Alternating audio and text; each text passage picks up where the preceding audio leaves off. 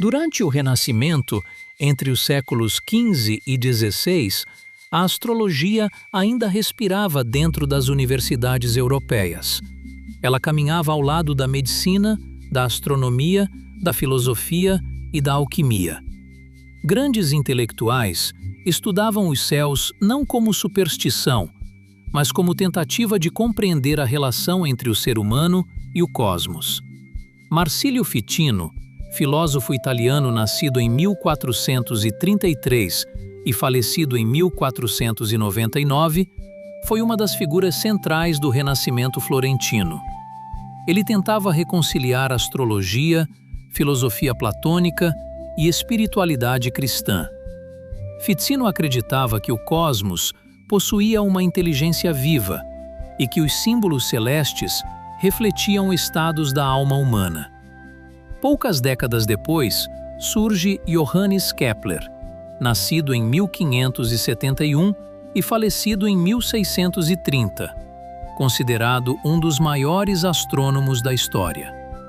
Kepler criticava exageros e superstições astrológicas, mas continuava fazendo mapas astrais e estudando relações simbólicas entre os movimentos celestes e a vida humana.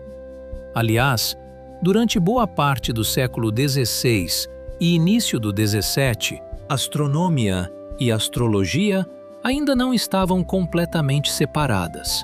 Tycho Brahe, astrônomo dinamarquês, nascido em 1546 e falecido em 1601, também mantinha relações profundas com a astrologia. Naquele período, muitos cientistas, médicos e filósofos utilizavam observações astrológicas em seus estudos. Mas então, o mundo começou a mudar. Entre os séculos XVII e XVIII, o racionalismo iluminista avançava pela Europa. Filósofos como René Descartes, nascido em 1596 e falecido em 1650, ajudaram a consolidar uma visão mecanicista do universo. A razão passou a ocupar o lugar que antes também pertencia ao símbolo, à metáfora e ao pensamento espiritual. No século XVIII, especialmente entre 1715 e 1789, durante o chamado Século das Luzes, o universo começa a ser visto como uma máquina perfeita. E tudo aquilo que não pudesse ser medido, pesado, calculado ou repetido em laboratório passa lentamente a ser considerado inferior. A astrologia sofre um golpe profundo. Ao longo do século XVIII, ela deixa de ser ensinada oficialmente em muitas universidades europeias. Intelectuais iluministas passam a atacar a astrologia como superstição medieval. Parte disso acontecia por avanço científico legítimo, mas parte também acontecia por arrogância racionalista.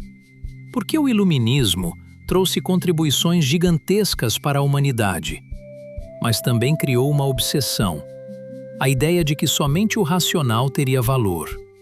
E nesse processo, o pensamento simbólico foi sendo desmontado. Então, chega a Revolução Industrial, iniciada aproximadamente em 1760 na Inglaterra. As cidades crescem, as fábricas se multiplicam. O tempo humano passa a ser controlado por relógios mecânicos. O ser humano começa a viver cercado por máquinas, produção em massa, lucro, produtividade e velocidade. O céu deixa de ser contemplado. A interioridade começa a perder espaço. A alma humana vai sendo lentamente empurrada para fora da cultura. Mesmo assim, a astrologia não desaparece. Entre os séculos XVIII e XIX, ela sobrevive em pequenos círculos, ordens esotéricas, alquimistas, místicos, bibliotecas escondidas e tradições herméticas. Enquanto boa parte da Europa ria da astrologia, algumas pessoas silenciosamente preservavam esse conhecimento, porque existia algo ali que o racionalismo não conseguia destruir completamente: a necessidade humana de sentido.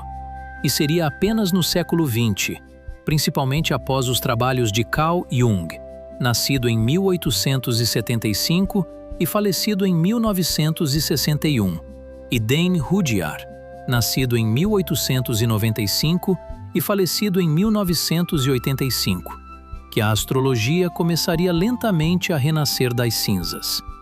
A astrologia humanista, psicológica e simbólica começava a devolver alma aos céus. Mas essa já é a próxima parte da história. www.mentoreastrologica.com